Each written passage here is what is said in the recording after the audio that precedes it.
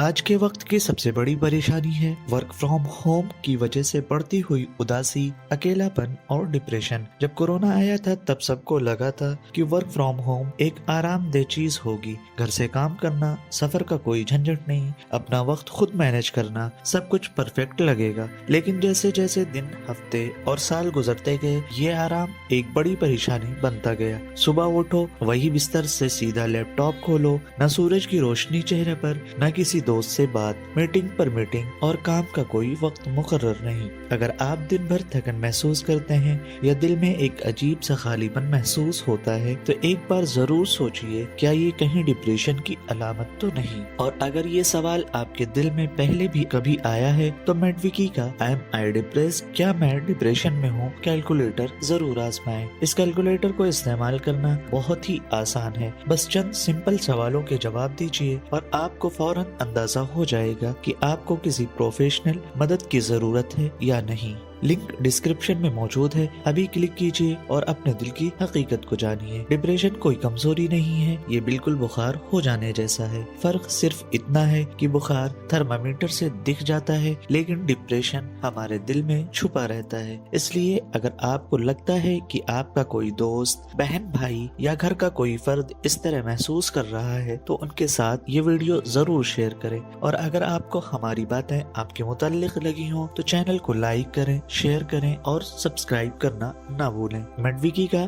"Am I depressed" calculator بھی ضرور آزمائیں، کیونکہ اپنی فیلنگز کو سمجھنا اور ان کا خیال رکھنا بہت ضروری ہے۔ من کی بات میڈویکی کے ساتھ۔